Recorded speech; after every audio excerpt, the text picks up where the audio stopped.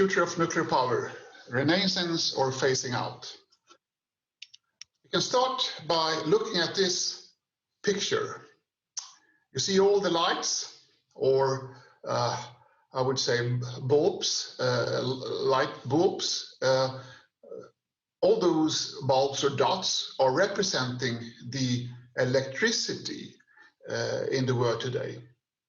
You see their concentration in North America, Europe, and parts of Asia, India, and so on and so forth.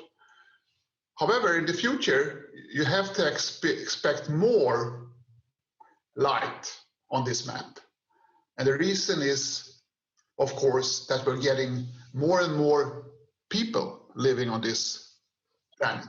The population growth is taking part. And therefore, we need more energy to support people all over the world. And that could be seen as a good thing, of course, that the planet is able to host more and more people. But it comes with certain problems. And the problem is, of course, first of all, that's the theme of my lecture. It's a growing demand for energy, and we will see that increase in the future. And that is combined, the problem, so to speak, with the population growth. Today, we are around 7.8 billion on this planet. When I was dealing with this team 10, 12 years ago, we were around 7 billion. So we have seen a raise by around 800 millions in those 10 years. And we are all experts, people dealing with demographic change, argue that we will see more and more people on the planet. And the third problem combined with this this energy need is, of course, the climate change, the global warming. So yes, we need to produce more energy. Everybody agree on that. But on the other hand, we cannot be dependent on energy systems that are too much detrimental for our environment. So that has also to be included in the equation, how to solve the problem, so to speak. And here, just to give you some kind of hint of what's going on in the minds of experts dealing with population problems, demographic development, and so on and so forth. And this is 3 different scenarios how the population will take part or develop in the future. We see there is one very radical interpretation, A2, which says that we're going to have a radical raise in the population until maybe 2040 or something like that, or 2080, I think it goes to, or 2100, up to 15 billion on the planet, double population in that sense. And then we have something in between, B2, where it says maybe 10.4, 10.3 billion people. And then we have a more, I would say, optimistic outlook, where it says, sure, we're going to see demographic growth up to 9 billion or so, but then it will turn, the curve will turn down. And the reason for that, the more people and countries are developing, we're going to see more of birth control, better healthcare systems, and so to speak, families won't give birth to so many babies in the future. So the curve will go down.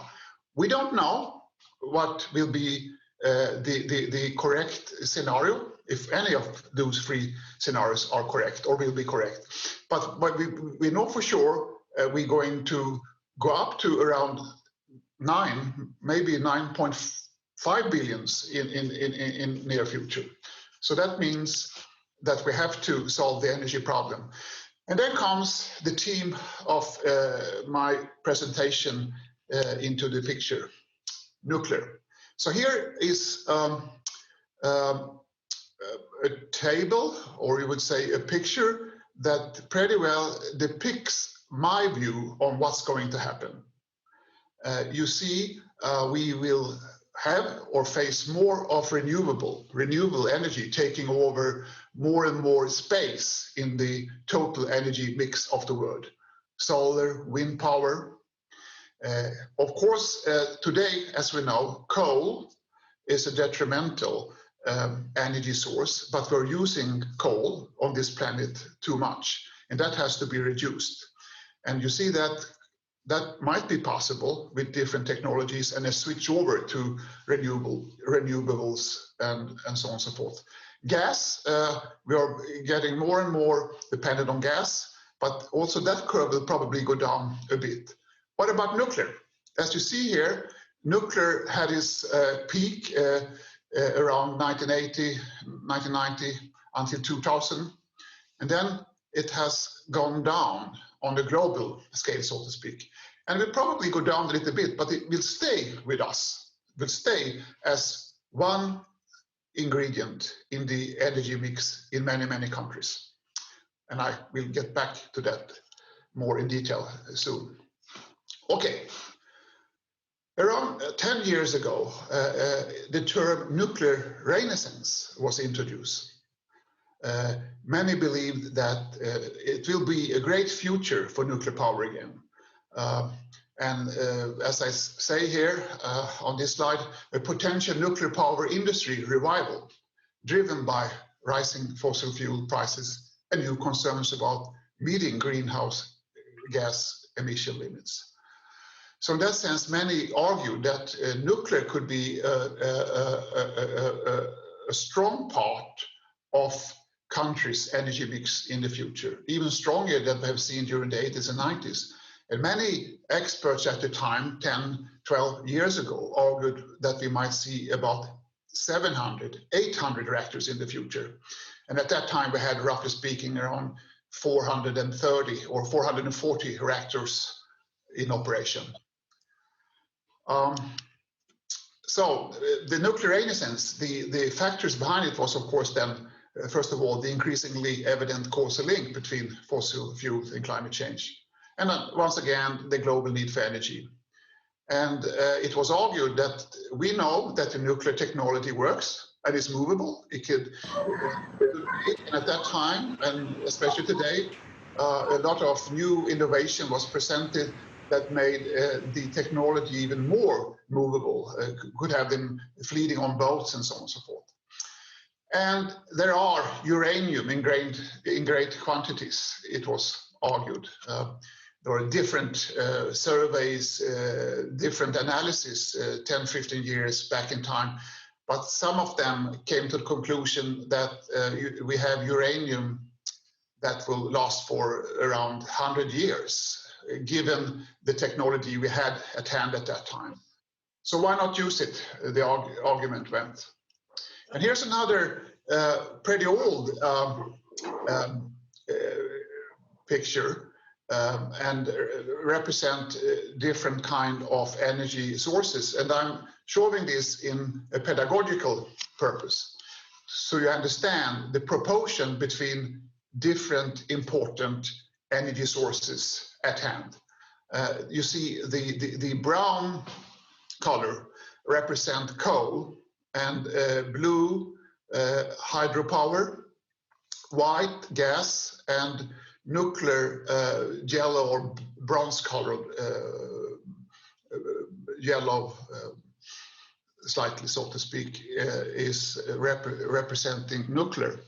And I think even though this picture, as you see, is from 2009, I think the proportion was quite the same today, even though we have more renewables, which you cannot see in this table.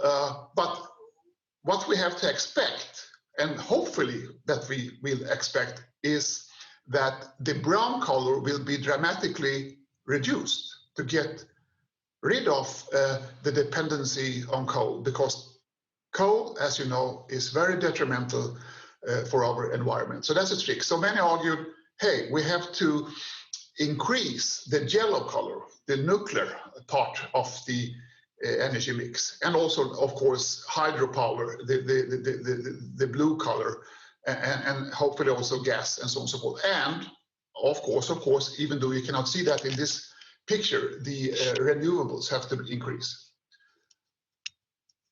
Okay, then the accident in Fukushima happened in 2011, and that many believed at the time would change the game in town. And Germany, a very highly technological country with many nuclear power reactors running, made a decision to phase out all nuclear facilities by 2022. And at that time, many believed many states will follow the German example. And many countries also followed the German example. But how many and to what degree and what is the picture today? That's what I'm going to deal with the rest of this presentation. Was it a correct interpretation in 2011, 2012 that the Fukushima accident meant that it was the end of nuclear renaissance? We will see. Okay, today, nuclear power provides 10% of the global electricity consumption, 18% in the OECD states. 10 years ago, many argued and believed that that percentage could be increased to 20 or 25, even 30%. The question is that realistic to believe that?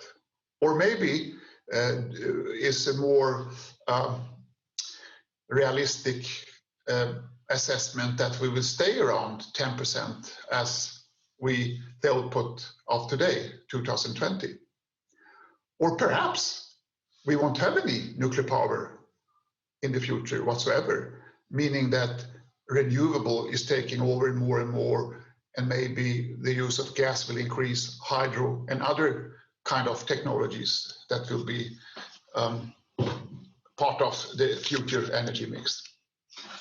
Okay, how does it look in reality? So I will go through different regions: Europe, North America, Middle East, Africa, Asia. And when I say Asia, it's mostly South and East Asia, to see of the status of how different states view the future of nuclear power and what's going on in terms of investments in this technology today. Okay, we start with Europe. Europe is, in fact, very divided. We have many states that are very skeptical about being dependent on nuclear power. States like Austria, Denmark, and, as you know, Germany, that made a decision to phase out nuclear power. Norway and Switzerland, even though Switzerland ran a nuclear power program, Switzerland has decided to phase out nuclear power in the future. But we also have countries who are very in favor of nuclear power, like Czech Republic, Finland, France, Poland, Slovakia. I put Switzerland here because it's still a question mark in a sense, because is going to be a political struggle if the nuclear power abandonment will happen or not. And United Kingdom is also, of course, very much in favor of nuclear power. Sweden, though, is a special case, because even though Sweden today is heavily dependent on nuclear power, the coalition between Social Democrats and the Green Party want to get out of the nuclear trap. And in fact, a national referendum was held in 1980 to phase out nuclear power in 40 years. It didn't happen, but still it's on the political agenda to phase out nuclear power. If that's going to happen, who knows? Okay, Europe, and then I specifically will deal with European Union, because we have countries like Norway, Switzerland, who is not members of European Union, and these two countries are not part of what I will present here on this slide. Okay, in European Union today we have we have exactly 109 nuclear power reactors in operation. 28% of the electricity consumed comes from nuclear power. That means that European Union is still, in fact, the most nuclear power dependent region in the world. But so was the case 10 years ago as well. Because what you have seen since the Fukushima accident in European Union is that as a consequence, the electricity generation from nuclear plants have decreased by 16.7% in 2006 to 2018. So in fact, what we see is a decreased role of nuclear power in European Union. And also, if we looked and study different strategies that has been produced by European Union, the main message is that to expand the role of renewable energy sources in the energy mix and more. And of course, nuclear energy will still be a part of the energy mix, but its share will definitely decrease according to the strategies. So my conclusion regarding what's going on in European Union is no, there is no support for the argument that we can see nuclear renaissance in Europe. Having said that, things can change. We could have new technologies in the future that would change these assessments and make European Union to come up with new policy plans, strategies. But you have to understand what I'm saying here today is based on the knowledge we have today, and that could once again change in the future. It has changed before, and we're all living in a changing world, so we shouldn't be, this is not set in stone. That's my message. North America then. Well, if you start with, let me see here, United States. In United States, you find today 96 nuclear power reactors in operation. And that means 20% of the electricity consumed comes from nuclear power. Having said that, we have to put that into an historical context, because in the 1990s, there were around 113 reactors running. It's fluctuated from year to year, but around 113 reactors running in the United States. So you see also a decreasing role for nuclear power de facto in the United States. And some argue that the United States position as the nation in the world who produces most nuclear power could be overtaken by China or even Russia in the future. On the other hand, there are scientists and even political movements in the establishment that believe that North America and United States especially will see a future for nuclear power. And in fact, there are 2 prototype reactors that are planned to be built that, according to these plans, will be more efficient, more of energy output. And some energy experts are arguing that that will lead to a breakthrough for more nuclear power in the United States to start new nuclear programs with smarter, more efficient reactors.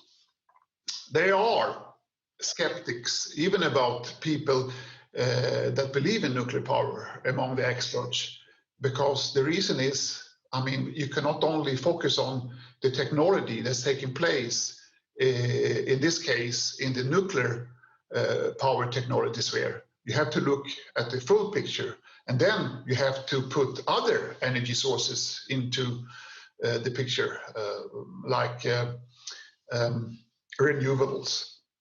And you see that renewables like solar energy, wind power, are cheaper to build those installations, and they can, over time, as we know today, produce cheaper energy. So in that sense, even smarter, more efficient nuclear power cannot compete with these new so-called nuclear power, if we will see them in the future. So can we talk about the nuclear renaissance in United States? No, most likely not. Canada also has a pretty ambitious nuclear program running. 19 nuclear power reactors in operation, around 17% of the electricity consumed comes from nuclear power in Canada. Canada used to have plans to build new reactors, but these plans are deferred given what the world experienced after the Fukushima accident. And a lot of criticism grew in the country against being too dependent on nuclear power. So I don't see any prospect for a nuclear renaissance in Canada. Okay, Russia. We have to deal a little bit with Russia as well, because Russia is both Europe and Asia. And in Russia today, you can see 36 nuclear reactors in operation. 2 are planned to be built in the near future. And the 36 nuclear reactors in operation represent around 18% of the electricity consumed come from nuclear power, so to speak, in Russia.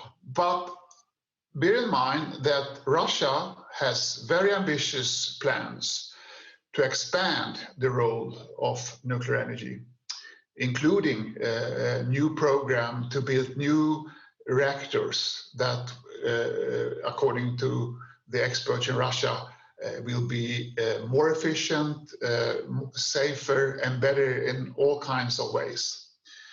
And also, Russia is a major exporter of nuclear technology, and they expand that role significantly currently, and will probably do so in the future. For example, they're building reactors in Turkey, nuclear reactors in Turkey, and in other places. So yes, in Russia, you could definitely argue that nuclear renaissance is taking place. Definitely. Middle East then. Middle East is maybe a special case. You see today 1 nuclear reactor is running in Iran, but 2 are planned to be built. I'm talking about commercial reactors then. Israel only has research reactors, but this year, in 2020, United Arab Emirates has nuclear power running and 3 under construction. And the reactors were built by South Korean companies. So that's something that maybe can change the overall picture in Middle East. And other countries in the Middle East are studying what's going on in United Arab Emirates, like Jordan, Saudi Arabia, and Turkey, as I told you, are building new reactors. But in Jordan and Saudi Arabia, there are also many, many plans to head in that direction. So as I see it, it seems to be a nuclear renaissance taking place in Middle East. It's not strong, but it could be stronger. And I would argue, yes, is a nuclear renaissance taking place, even though it's in a mild shape, so to speak. Africa is, I won't deal too much time with Africa because there's no nuclear renaissance taking place there whatsoever, so we don't go into that, even though there's some plans in different countries, but it's not mature enough to deal specifically in this brief presentation. Asia then, yes, Asia is an interesting region in this respect. There are currently 131 nuclear reactors in operation, and 35 are under construction. And there are, of course, different assessments, but one assessment argue that the future reactors, the number of future reactors will rise dramatically in Asia in the future. And if you see what happened from 2007 to 2017, the number of reactors raised from 106 to 131, which I think is an increase that speaks for itself, that you clearly see something going on in the nuclear field in Asia, especially in the East and South Asia. Okay, if we try to look into what happened specifically in some of the Asian countries, we will start with China. In China today, there are 47 nuclear power reactors in operation, 11 under construction, and 43 are planned to be built. We have to take all kind of plans for future reactor plans with a grain of salt, because we know, especially energy experts have studied the plans in different countries over time, have found that many things can happen that change the possibilities for building reactors, financial reasons, safety and security reasons, and so on and so forth. But at least it says something. The number of planned reactors says something about the interest in specific countries. So in that sense, 43 planned reactors in China, I would say, is a strong argument that nuclear renaissance is taking place in China, definitely. China is, and this is very important, is the biggest producer of electricity of the world.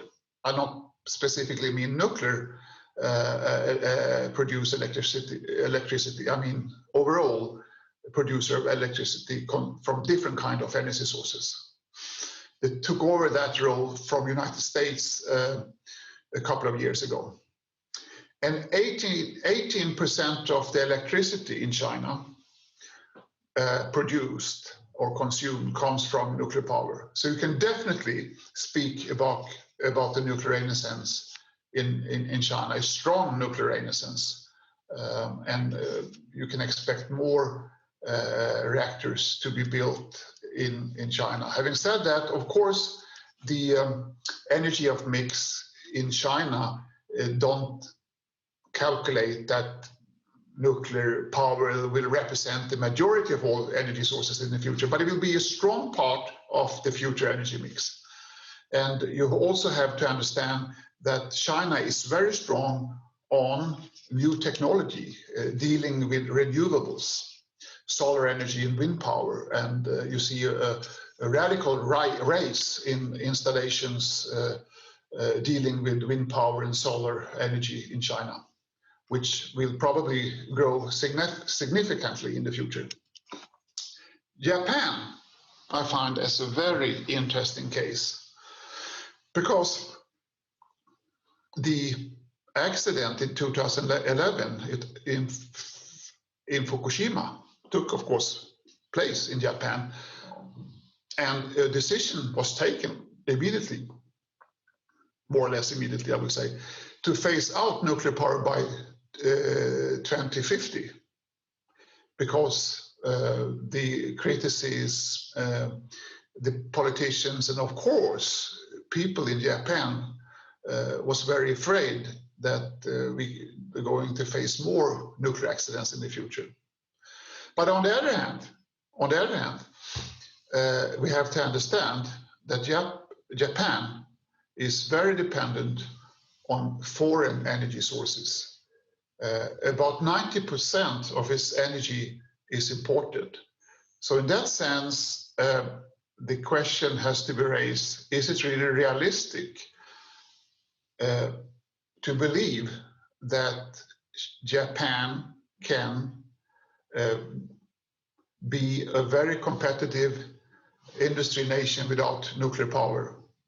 The question is, at least the politicians don't believe in this, because now Japan is back on the track again and are using nuclear power and are in fact building two new nuclear plants under construction, so to speak, and one is planned to be built in the future.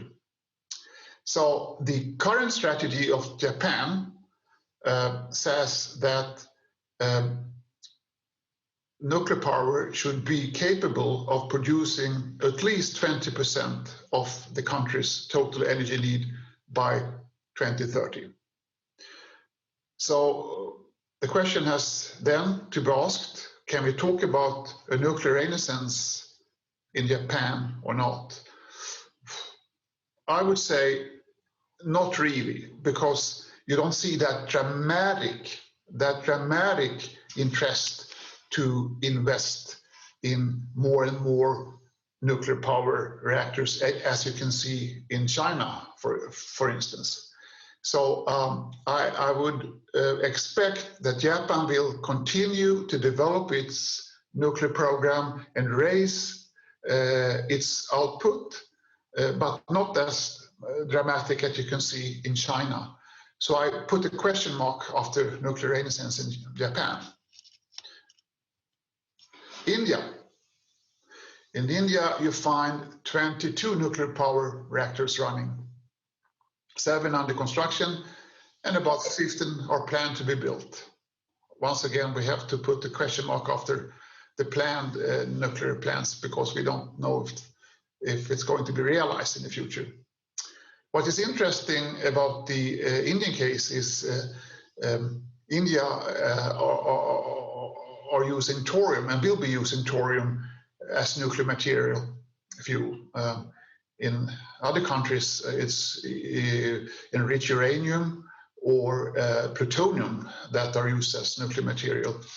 So they have a certain technology that allow them to use thorium, which is maybe interesting in terms of the capability to produce nuclear weapons. But that's another story which I will not deal with in this lecture. So I would argue that definitely you can see a nuclear renaissance taking place in India. South Korea. Sorry for the misspelling of Korea up there, I had to change that. In South Korea, there are 24 nuclear power reactors in operation. And there is significant plans to increase the number of nuclear reactors and be more and more dependent on nuclear energy in South Korea. And on top of that, South Korea is today a major exporter of nuclear technology. And that's something that the nation is investing in more and more. And we will probably see more of a greater role of South Korea in the international market selling nuclear technology in the future. So you can definitely argue that a nuclear renaissance is taking place in South Korea. Taiwan. In Taiwan is also an interesting case in Asia, who maybe is taking another direction and not moving towards more and more of being dependent on nuclear power. But at present, 4 nuclear power reactors are operating in Taiwan, and that means 10% produced electricity comes from nuclear power. However, which is very interesting, in 2019, a national referendum was held with the result that all nuclear power should be phased out, which is very interesting. And many believe that the politicians have to stick to that decision in many respects. On the other hand, we don't know what happens in the future and so on and so forth. But what we know today, the knowledge we have today, we cannot argue that nuclear renaissance is taking place or is to be expected in Taiwan. Okay, so here, this slide, as you see, different energy sources and what they represent and what they mean in those curves you see on the slide. And you see the red is nuclear.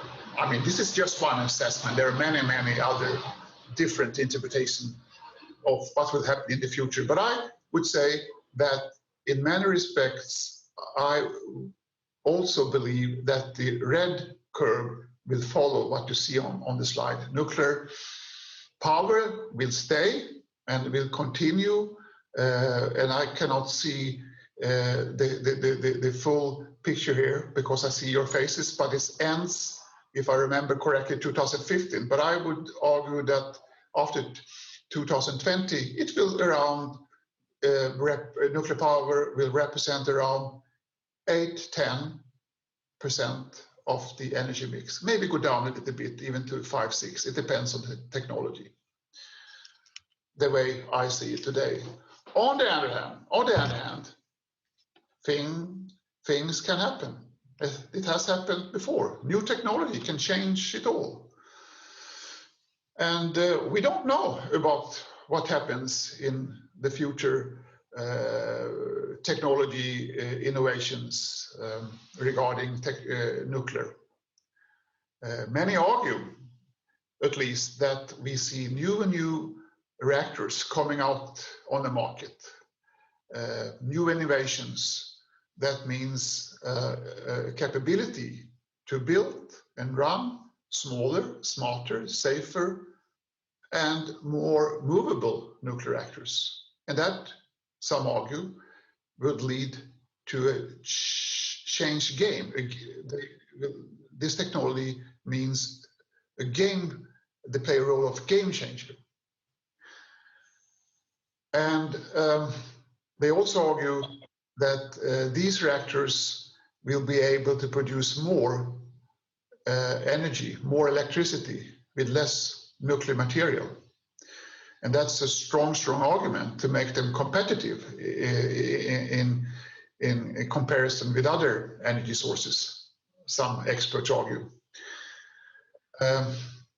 And that in itself, the arguments goes, will lead to highly economic production of electricity in those new, smarter, safer, more movable reactors. And not only movable reactors, also bigger reactors using that kind of technology. But today, what we can see, if we study the data, we haven't seen that breakthrough yet, and maybe it's going to happen. But on the other hand, we have to take into account that the renewables, wind power, solar power, are increasing, and these technologies are very cheap to build and cheap to run. So as I see it, I find it very tough, very difficult, even for a smart nuclear technology in the future to compete with the renewables. But on the other hand, who knows? Things have happened before that change the overall picture. And here you see on this slide the evolution of nuclear power that goes hand in hand with this kind of argument that we see more and more smarter reactors being built. You see here on the left side on the slide, the first generation was very robust, old technology, and then you have seen the development to generation 2 reactors that were more efficient, and then generation 3 that we see today, and turning into even newer and more efficient reactors that are called generation 3 reactors. But or in the future, the arguments goes, if you believe in this kind of logic, we will see generation 4 reactors, highly economical, enhanced safety, minimal waste, proliferation resistant, that will make nuclear power very competitive in the future, according to that kind of logic. Okay, if I should try to conclude, yes, we see a nuclear renaissance taking place in some parts of the world, but not everywhere. And overall, generally, my argument is no, it's not globally correct to talk about the nuclear renaissance after the Fukushima accident. But you see it, an upgraded role for nuclear power in Asia, Russia. Russia is both Europe and Asia, and perhaps in the Middle East. But in Europe and North America, the role of nuclear power is in fact declining. And there are, as I argued in this presentation, different reasons for this. Because it's cost so much to build new reactors, because of safety and security requirements. After the Fukushima accident, the regulations, the requirements have been much, much tougher. So first of all, it needs a lot of heavy investments, and private industry cannot afford it, at least as it seems today. And in Europe and in North America, United States especially, we don't see any prospect for the government to invest in this technology, as we saw during the 1950s and 60s and 70s. I don't see that going to happen. And also we have the nuclear waste problem as part of something that has to be solved, and also costs a lot of money. So once again, my general conclusion, no, we are not facing a nuclear renaissance today, but in some parts, definitely in Asia, Russia, and perhaps in Middle East, you can see an upgraded role of nuclear power. So that's my conclusion, and I look forward to discuss with you, because this is just my interpretation. There are, of course, other views on what's going on and what we will expect of the future. Thank you for listening. Thank you, Thomas, for very, very